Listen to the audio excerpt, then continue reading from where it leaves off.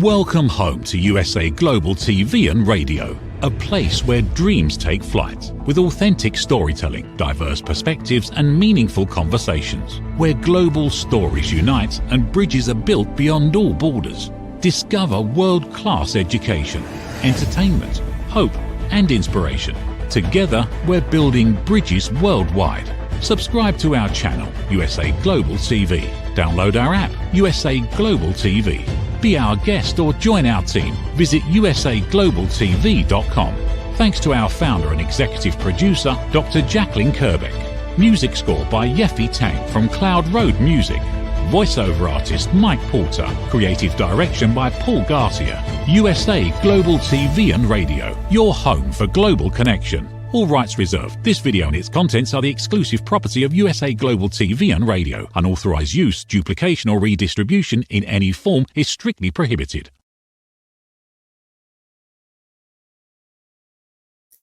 Welcome to USA Global TV and Radio, where we provide world-class education, entertainment, hope and inspiration. Our show today is A Woman's Prerogative Part 2. Today's topic is a very delvingly interesting one, and I can share with you that we had an absolutely amazing exploration in A Woman's Prerogative Part 1 earlier tonight, and I'm looking forward to exploring this topic Part 2 with our wonderful panelist. So tonight's topic is the art of authenticity, honest conversations in difficult times. And here to explore this topic with me, we have a wonderful panelist.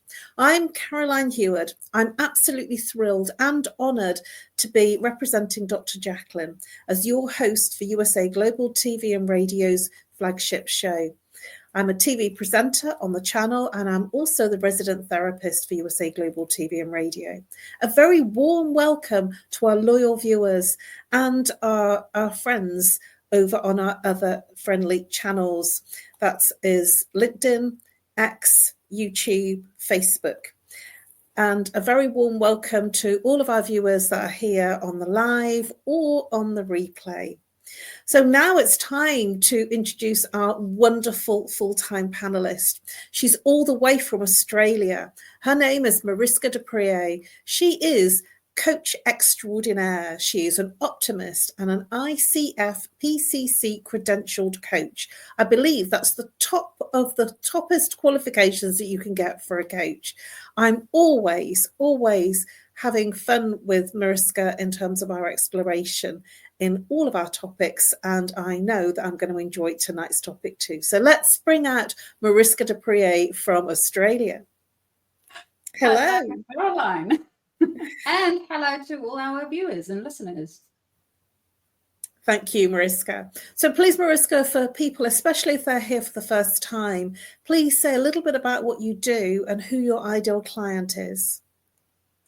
So I help out in the leadership space, and I partner with leaders to bring a little bit more humanness into their space. Now, whether you are a new leader stepping into leadership from a specialization such as engineering or even in the medical professions, or you are already an established leader and you are moving up within your career, that's where I help because, well, we have a tendency to go to university, train, learn all these wonderful things, and nobody ever really tells us how to be with humans and work with humans so we can all get the best out of each other in the process.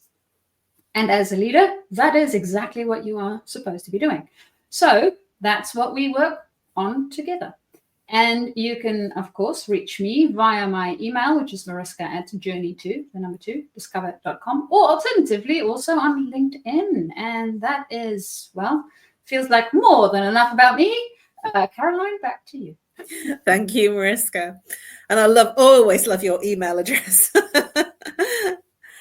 So for me, I'm known as the Harley Street Stress Expert. I'm Caroline Heward, and I'm also, as I said earlier, the resident therapist for this channel. I help people bust their stress. How do I do that? I work with root cause therapy and chakra psychology, and how the mind and body are connected and what happens to the person physically, emotionally, mentally, and behaviorally when there's an imbalance. And the imbalance is the symptom. It's whatever the person is complaining about, whether it's physical ache and pain, whether they are emotionally upset about things, whether they're suffering sadness, loneliness, heartache, or if they are complaining about a relationship or a situation. This is how it's showing up in their lives. Many people walk around and say, I'm not stressed, and that is how it's showing up. If they're saying they're not sleeping or they're complaining about a relationship or a situation, this is the way the stress is manifesting in their lives. And I identify the blueprint. I look at the blueprint of where the root cause originally occurred and move through a very simple process to obliterate the root cause so they return back to a place of inner peace, calm, and the symptom dissolves, goes away. I also do lunch and learn talks for corporates, educational talks with a Q&A online and offline at their offices. And I also work online with clients from all over the world. So let's get into our juicy topic, Mariska. The art of authenticity, honest conversations in difficult times. Mm-hmm. You were excited when I shared the topic with you. What was it that came up for you when you heard the topic? What was it that you became excited about? Well, first of all, this is something that comes up quite often within my space with leaders. Having to have sometimes conversations in difficult times or just difficult conversations in general. And there is an art to it. There's definitely a way of having these conversations. And a lot of the times what I've been finding is we have a tendency to want to have this conversation, understand that we need to have this conversation, get really frustrated for whatever the reason is, because we need to have the conversation. And then that frustration or that emotion comes with us into the conversation. Not always the best approach, because then our words also, very important, has a tendency to carry the emotion to the other person. So the conversation has a tendency to be not as productive as we can possibly make it, and feelings get hurt and people get upset.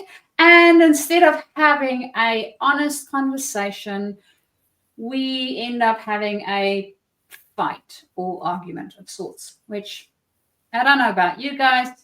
I'm not a fan of fighting. I do enjoy a vigorous conversation. I do enjoy looking at different points of view. Fighting, not my thing. How about you, Caroline? Thank you, Mariska. Yes, it does tend to bring up conflict when you're having an honest conversation. Conflict that might be your own inner conflict, and it might be conflict in the situation for the other person, not wanting to go into that honest conversation and just wanting to get something practical done. And I mentioned in part one, and I feel it's relevant to mention here that we are human. And it is important to recognize that humans have feelings. And if we are in difficult times, and if we are in very estranged times personally, it's not always easy to have that conversation without feelings or emotions coming up, and without the putting that conversation into a place of an emotional conversation. And at the same time, it is important to recognize that we are human. And where do we not share? What don't we share? So much of, certainly I live in England, and the British culture is, the British stuff upper lip. So we kind of carry on regardless. And we don't tend to, especially within our environment of work, we don't tend to feel that it's appropriate to share our feelings and emotions. So we may be interacting or in a place of difficulty personally, and that affects our behavior, our work, our conversation, our showing up. It has an impact because there's still something going on underneath. And, you know, I wanted to know what your thoughts were in terms of, yes, I agree with you, not to move in and bulldoze in into the emotional, to start off as, you know, sort of looking at both sides of it and being practical. That sometimes, say, for instance, if there's been a death in the family, it's very difficult if you're underperforming or there's a difficult situation that arises in a work situation that has to be addressed, to not be emotional if you've had a recent bereavement and things, you know, you're falling off the wayside in terms of productivity. And yet, you know, and at the same time, it's like that difficult conversation for both parties. And I feel that the humanness, to bring that humanness into the conversation, that it's relevant, and at the same time for the manager to step into a place of understanding, awareness, compassion, so that it's couched in a different way apart from just looking at the practicals. What are your thoughts about that?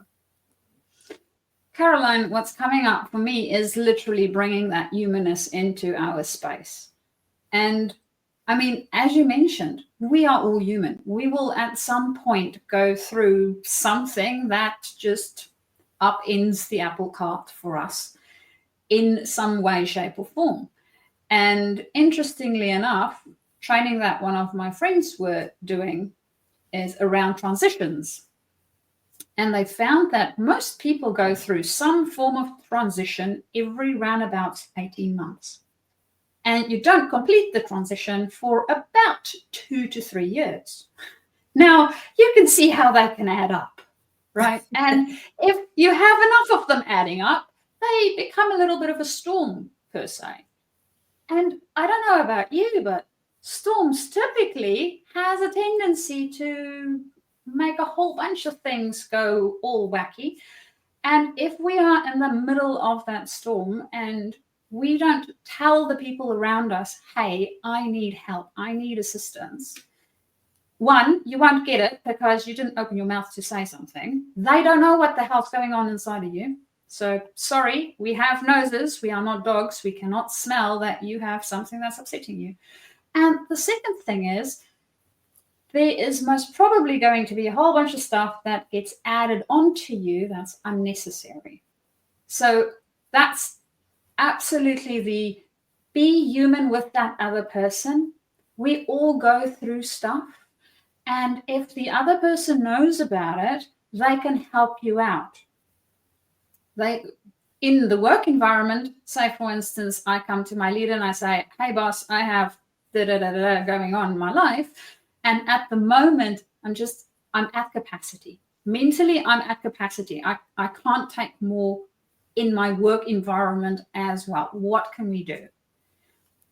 If I approach my leader that way, the likelihood of us figuring something out is way, way better than me trying to keep on doing what I'm doing and then starting to underperform and then them wanting to sink me on some other program because I'm not performing the way that I'm supposed to and everybody else getting upset and just the whole thing blowing up.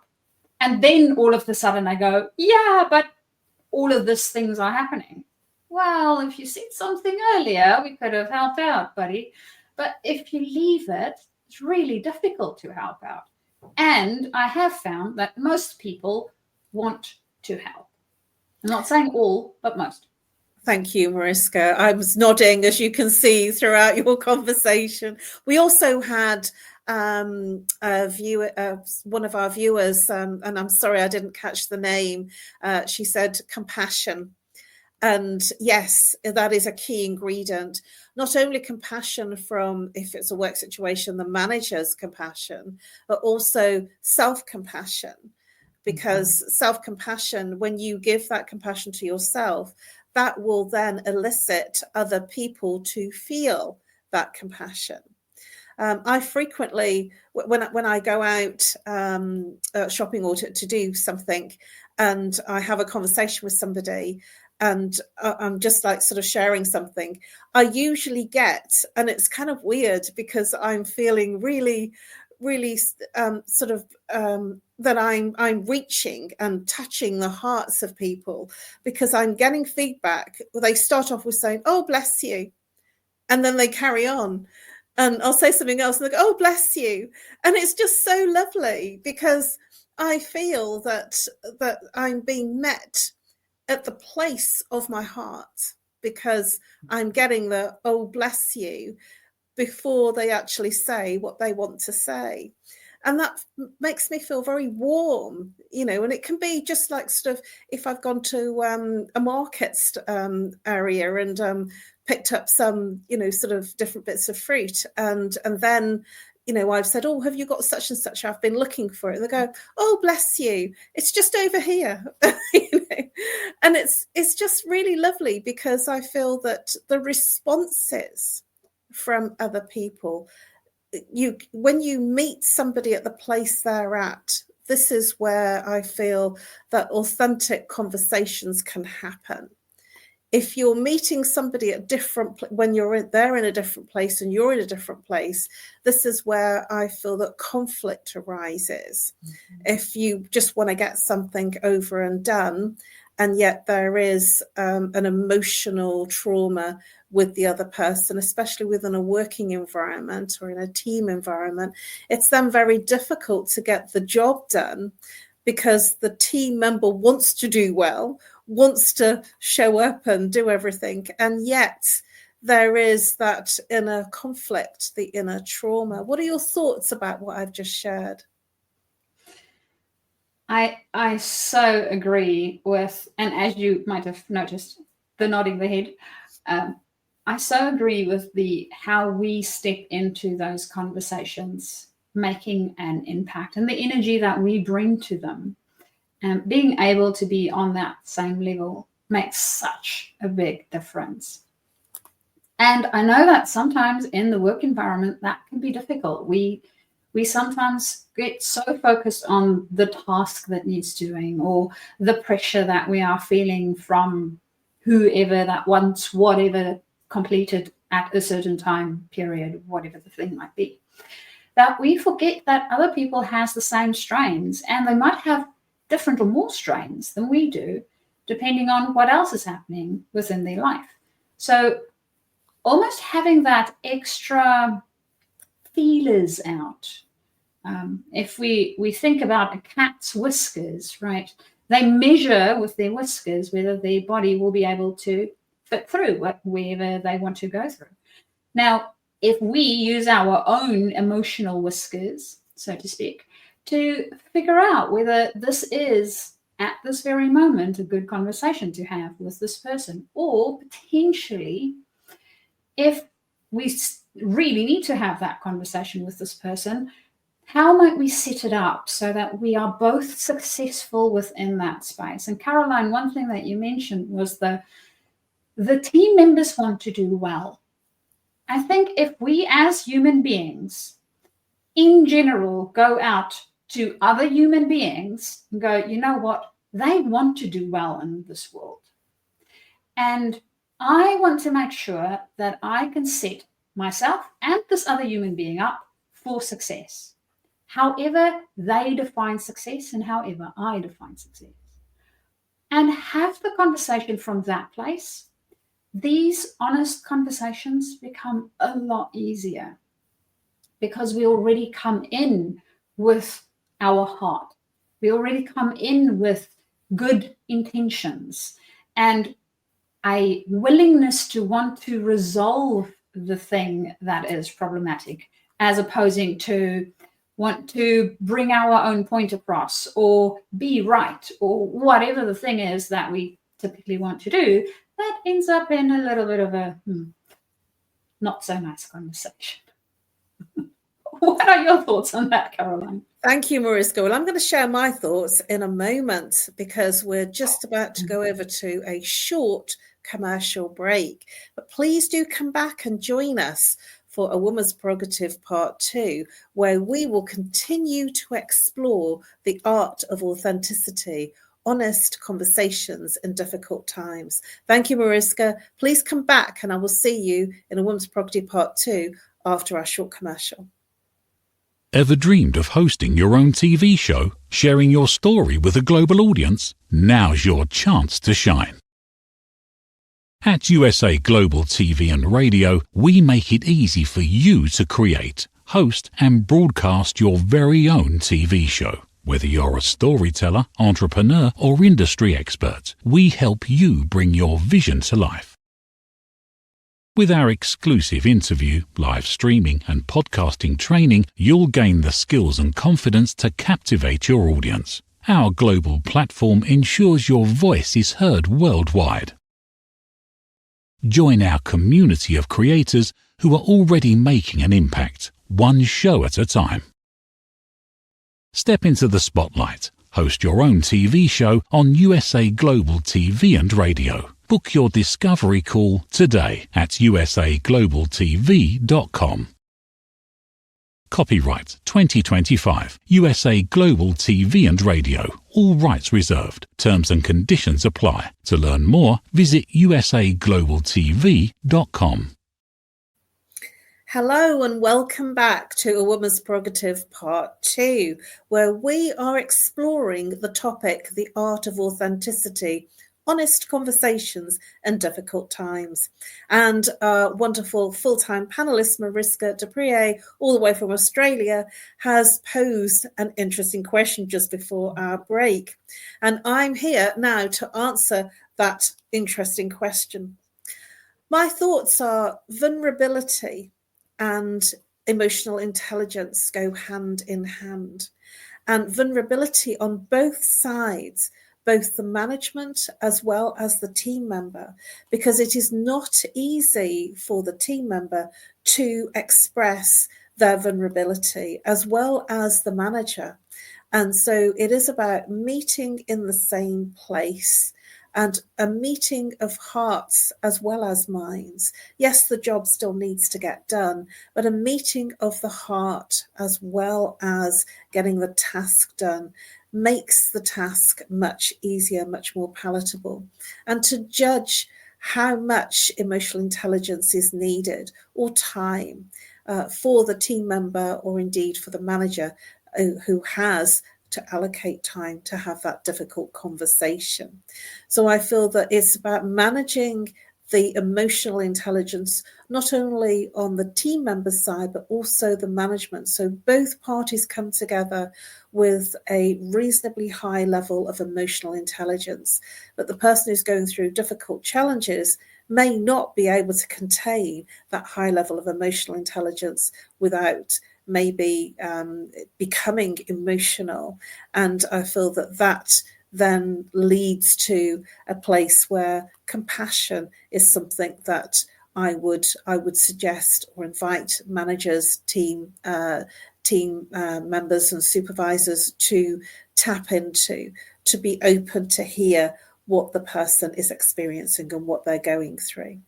So, Mariska, thank you very much for your share on that. And I do want to bring up the fact of vulnerability because I've been watching, I just watched the first part of a documentary expose drama thing on Sky, on Netflix. I think it's Netflix. No, it's on Sky TV. And it's about Boyzone boy band. Have you heard of Boyzone? Way back when, yes. Yeah.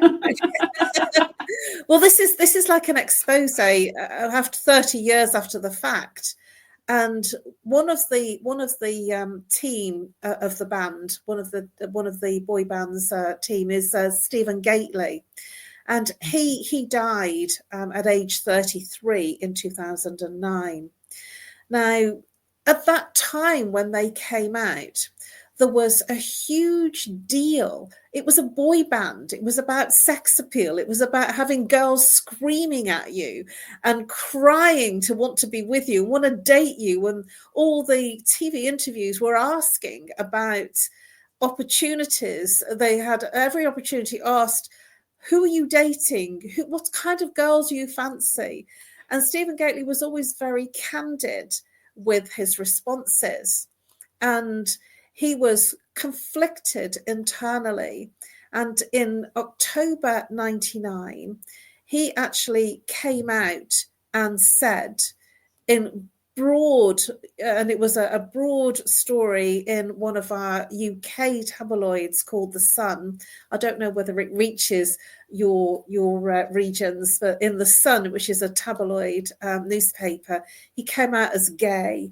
And that was in an article on the 16th of June, 1999. Now, one of the things that I want to say about that was that he was conflicted internally because he was in a boy band, very successful boy band at the time, and people adored him. He had fans crying, raging, screaming at him, wanting to date him, wanting to, so this was a huge deal for him to be open and to be okay to be open in his conversation about the fact that he was gay. And I felt that conflict when I was watching this documentary last night. I felt that inner conflict of this beautiful young boy who had all these adoring fans screaming at him, wanting to date him. And he was very candid about the fact that he was never seen dating or having girlfriends, and yet he was gay. And this is like that honest conversation. He was so conflicted, he couldn't have the conversation, so he didn't say anything, and he suffered. And this is the point that I want to bring up, that if we're not feeling comfortable or safe to feel that we can say what's truly going on for us and what's true for us, then that becomes an inner conflict and an inner struggle, which prevents us from living our true lives. What are your thoughts about? Have you any thoughts or perspective in terms of what I've just shared, Mariska? Caroline, psychological safety is definitely number one. If we don't feel safe, it makes it so difficult for us to voice anything, especially something that we think will have a reaction from others. And in this specific case that you are bringing up, I can just imagine how torturous it would have been internally for him, knowing that everybody has a specific picture of him, and he knows that that's not his picture. I have not felt it myself, but I can imagine how it feels. And I think it is really devastating. So being able to provide a space where someone else, whether it be a family member, whether it be a friend, whether it be a colleague, feels safe enough to share whatever it is, even if it's a small thing, that they need to voice. And we need to feel safe. If we don't feel safe, as you mentioned, Caroline, if we won't be vulnerable. We won't, because it feels like we are bearing our bellies and anybody can take a knife to it, right? We won't say anything if we don't feel safe. So in the work environment, definitely something, there's loads of different techniques to invite it into your space. And always remember, we cannot make anybody feel safe. It is not ours to make them feel safe. We can only invite it. And they will feel that it's an invitation when we do not judge and we listen and we do all the wonderful things that Dr. Jacqueline helps us with in the listening mentor space. So being able to bring those skill sets to the table is really, really helpful to encourage that vulnerability. And of course, if we take the first step into that vulnerability space, it makes it so much easier for the other person to also join us. Whereas if we have our walls up, the likelihood is, well, they'll keep these up too. You know, that's a really interesting perspective, Mariska, because whatever we're being will then spill out. And so if we are apprehensive, that will create an apprehension in the other person, whether you're the manager or the team member. If we are in conflict internally on either party, there will be that conflict coming out into the conversation. So whatever is pushed down, it presents itself within the situation in both parties. Certainly, I've avoided conversations in the past because they've been difficult conversations. I'm one of those people that avoid conflict, and yet conflict comes to find you because whatever you resist persists. So it's important when you are noticing, become aware that you are resisting that conflict situation, because if you are resisting it, it will actually become tenfold. It will almost like sort of be ringing out and drumming at you to deal with. And my perspective on that is to ensure that there is somewhere that somebody says that that the conversation has 100% confidentiality and discretion. I do that in all of my sessions with clients. But even if you're speaking to a friend, for instance, that I think that to say it, even though that might be the way that you work, to say, please treat this in absolute confidentiality and discretion. I feel that that's an important word, that's an important phrase to use. So how does vulnerability help or hinder the conversation? Well, I think we started to touch on that in the sense of if we have barriers up for whatever reason, the other person will automatically have a tendency to have their barriers up too, which means if we cannot be vulnerable, they will struggle to be vulnerable. We're literally not inviting vulnerability into our space when we're having the conversation.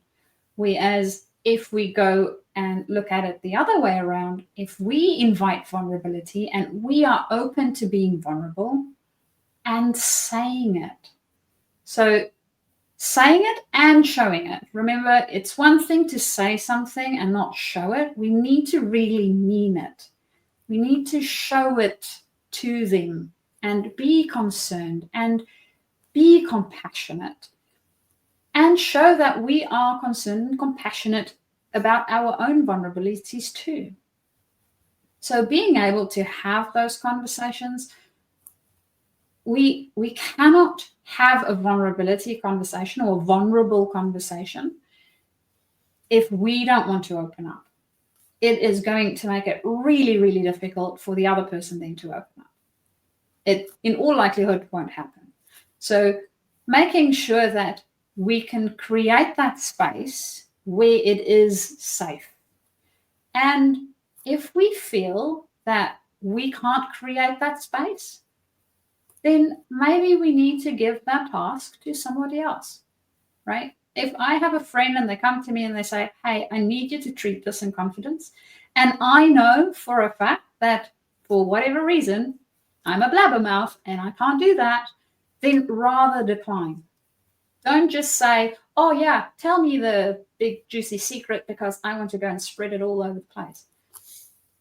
You might do it once. That friend will never trust you again. And they will never be vulnerable with you again either. So making sure that we understand that. And Caroline, as you mentioned, within all my sessions as well, everything is confidential. So there is whatever it is that we discuss, it is between me and the other person that I'm working with.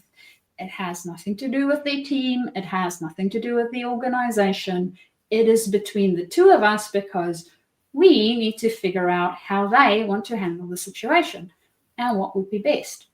So understanding these things are really important when we work with other human beings. And then I think the other thing that I think about is that part about phrasing. Caroline, how often have you found that using just a different word might make such a big difference into how inviting it feels for someone else to join the conversation or not? Yes, choosing your words wisely, and also tonality. Because tonality is so important, even if it's just written. That was something I was going to bring up. Is it best to write these things, or is it best to have, because in our current times we're having conversations in written format much of the time, and I feel that can be very challenging, because you can pick up tone by words, and sometimes it might sound flat and it might not come across when it's written in the way that it was meant to come across. And my other question, and we are coming towards the end of our show, believe it or not, and there is so much more to unearth here. I wonder whether being too honest or oversharing, could that backfire? Certainly it can be in both, in a personal setting or in a professional setting. My feeling is that sometimes when you are just at that breaking point, it might be just that one thing that pushes you over the edge to move into a space of it being overshared, or that it just all spills out. What are your thoughts about oversharing and being too honest? Caroline, I think there is a very, very fine line, and this goes to communication practice in general. When I think about communication, it is not about what leaves my mouth. It is more about what actually is received at the other person's ear and how they understand it. Because we might have the best of intentions with sharing all these various details, and the person that we are sharing us with, right, might really not want all the details. It is also very appropriate to think about, okay, what sort of situation is this? Does my employer really need to know all my medical histories and the details in it? That's probably not, right? Can I tell that to my friends? Go nuts. So making sure that we also look at the situation, the person that we are talking to, keeping all these things in mind, and then understanding when I'm thinking about being honest, for me, it's calling a spade a spade. And some people cannot take calling a spade a spade. They like beating around bushes. Now, understanding whether this person likes spades being called spades, or whether they like beating around a bush, right? So that we know how to approach them. And then the other thing is understanding that when we call a spade, we can do this gently, or we can do this harshly. The words then that we use and tonality, as you mentioned, Caroline, becomes extremely important. Because if we load it with any emotion, or it can potentially be loaded with emotion by the other person, we need to tread carefully. So I know that that's a lot. Thoughts? Thank you, Mariska. And we are absolutely right at the top of our time, and extraordinary shares. Thank you so much. This has been such an enlightening and exploring conversation. I've really enjoyed it. Mariska, before we go, please do share with our viewers very quickly what the best way to reach you is. So you can reach me via my email, which you will see at the bottom.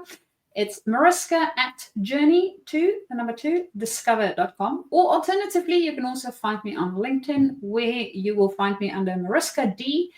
They dropped the rest of my surname for some odd reason. And I will be in contact either way. So I check both of those quite regularly. And that, of course, is for any aspiring leaders moving from the specialization into leadership, or if you are in leadership already and you are moving up within your career, you are more than welcome to contact me. How about you, Caroline? Thank you, Mariska. Always a pleasure. So you can reach me on nomorestress@live.co.uk, or call me if you're international +44. If you're local, 07523 120 189. And I look forward to busting your stress and helping you to bust your stress. And you can always follow me on LinkedIn and Facebook, which is my two preferred platforms on social media. I've had a really, really wonderful show. It's been a wonderful exploration, Mariska. Always an interesting exploration. We could go on and have a part 3. We have been exploring the art of authenticity, honest conversations in difficult times. Thank you, Mariska. Always an interesting exploration with you. And I look forward to seeing you next week on A Woman's Prerogative Part 1 at 7 p.m. Eastern Time, which is 7 p.m. GMT time and 2 p.m. Eastern Time. I'm actually going to take a break from A Woman's Prerogative Part 2, and we have our wonderful, amazing Dr. Jacqueline taking over A Woman's Prerogative Part 2, hosting the show for next week. So please do join our VIP exclusive community and become an exclusive VIP community member, having first access to our newest videos, photographs and insights on the royal family, which are live streamed on USA Global TV and Radio and YouTube. That's it for us. Bye-bye for now, and I look forward to seeing you next week at 7 p.m. Greenwich Mean Time.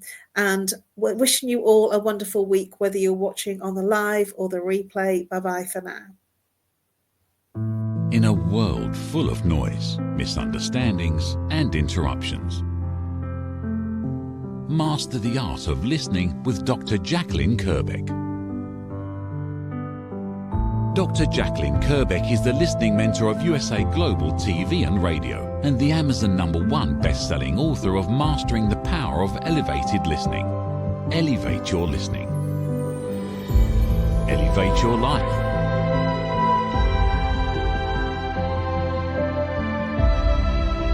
Join a global learning experience in person or via Zoom.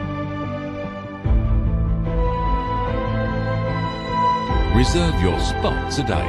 usaglobaltv.com/book-your-session or drjacqueline.thinkific.com. Join Dr. Kerbeck's listening courses or hire her to unlock deeper connections and authentic conversations. Have you ever felt unheard? Like your words float into a void, leaving you invisible and disconnected? How about feeling judged, when assumptions overshadow your truth, leaving you misunderstood and defensive? And then there's that moment when someone offers solutions you never asked for, dismissing your feelings and leaving you more frustrated than before. It doesn't have to be this way. Dr. Jacqueline Kerbeck, the listening mentor, understands. She's here to help you reclaim your voice, build stronger connections, and create meaningful conversations that inspire understanding and mutual respect. Through her groundbreaking books, online and in-person courses, and interactive workshops, you'll learn how to navigate life's most challenging interactions. Discover the power of elevated listening and transform how you communicate. Master setting boundaries and asking permission to protect your peace. Learn to recognize and release judgment, fostering empathy and true connection.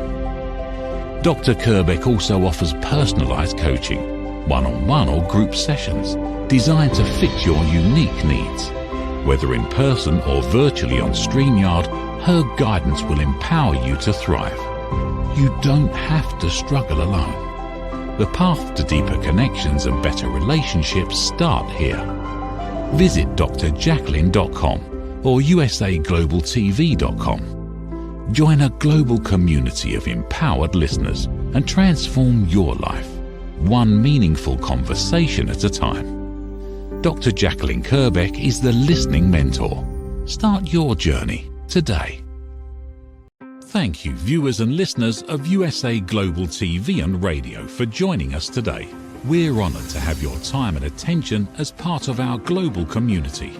At USA Global TV and Radio, we believe in the power of authentic conversations, meaningful connections, and creating a world of possibilities together.